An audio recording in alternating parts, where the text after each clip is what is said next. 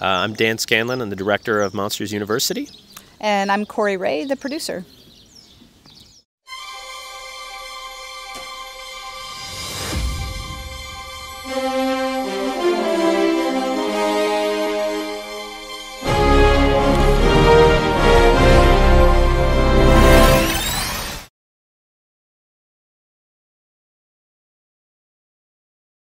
Well, I think early on we started thinking about whether or not there was an idea to do a sequel at all or another story with Mike and Sully. Right.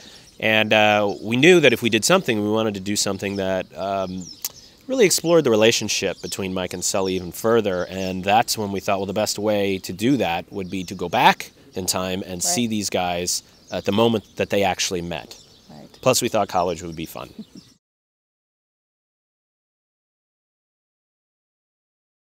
I think they're always difficult. Luckily, I worked in the story department, as you said, and so I figured if I focused on story, that was the place that I was probably most comfortable. And it's also the thing that really matters the most when making a film, or I should say, it informs your decisions the most. Right. I may not know everything about animation or lighting or character design, but luckily there's a phenomenal crew that does. So if I am just making decisions based on the story, which I hopefully do know about, then I can trust that they'll do a phenomenal job.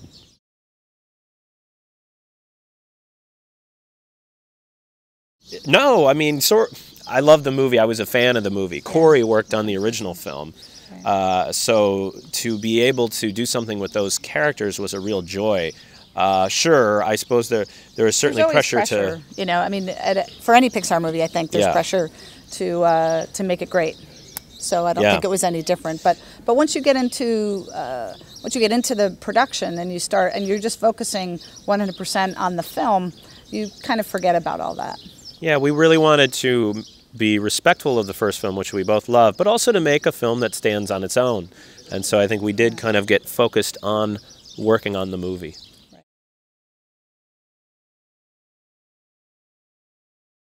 Yeah, for sure. Both Pete and Lee are executive producers on the show. And we worked with both of them closely. And especially up front with Pete, I think, about the story and the character design to make sure that the characters kind of fit in the world of the first film. Yeah. So. And Lee is such a big part of Pixar, and he's such a master of staging and editing, and so I learned a lot, and I had worked with him on Toy Story 3. I learned a lot from him on this film as far as how to stage this monster world. Yeah.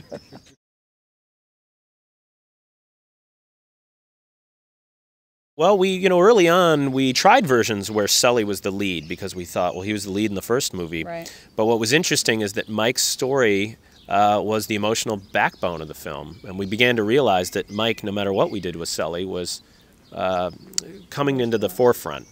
And at Pixar, I think we always want to lead with the emotion. That's the character that you follow when you watch a movie. And so over time, we just realized Mike was the guy this time.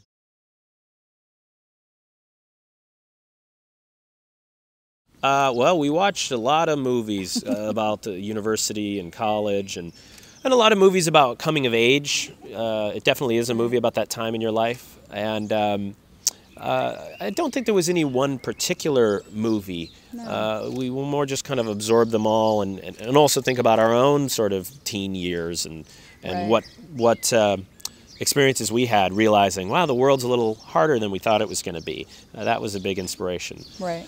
I mean, I think once we got into it, we realized that even though the setting is on a university, it's really a film about self-discovery, whether you went to university or not, and about that time in your life. So that was really interesting to us to tell a story about that, about those challenges.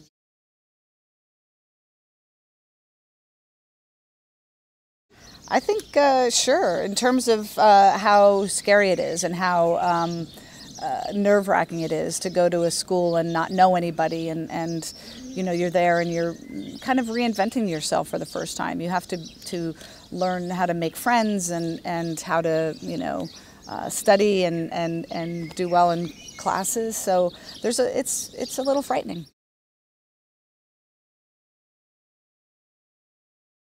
Yeah, there are a ton of background characters, and it was challenging. We knew that from the very beginning, once we knew it was going to be set on a college campus, we knew that we were going to have to create a lot of very, very diverse characters. And so we started early designing different types of characters, and then it was also difficult to animate that many. In any given shot, there are dozens of characters that all have to be animated just for one shot.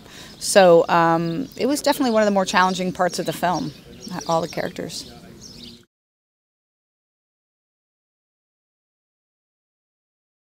The lighting software was Right. new. The global illumination lighting was the first time we'd done anything like this. And I think what it does is it adds kind of a richer quality to the light. We're able to light scenes faster and in a more naturalistic way. Yeah.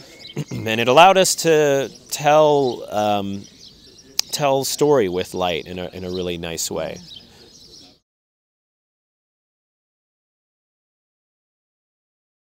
My favorite part, I don't know. I mean, I love all of it, but I love beginnings of movies and endings of movies. Who cares about the middle? That's for popcorn in the bathroom. No, I love the very beginning of the movie when we learn why Mike loves to scare. I just think that it was a hard place to get that scene to work, but once we got it, it's always really touched me, and I feel like it's important for the rest of the story that we really believe in this little kid's dream, and so that's probably one of my favorite parts. And I like the low moment when Mike and Sully are by the lakeside, and they kind of realize that they need each other, and that they're not alone. So I love that part.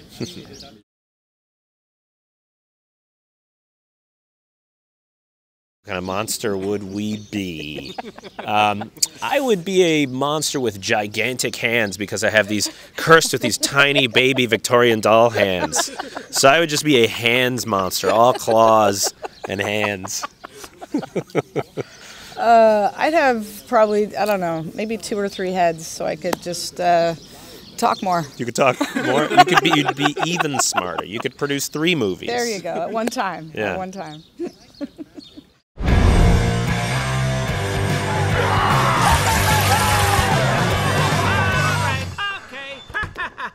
Very funny, Sullivan. You look great, Wazowski. You know, if you're gonna prank someone, the least you could do is think of something clever. What? What's happening? I don't get it.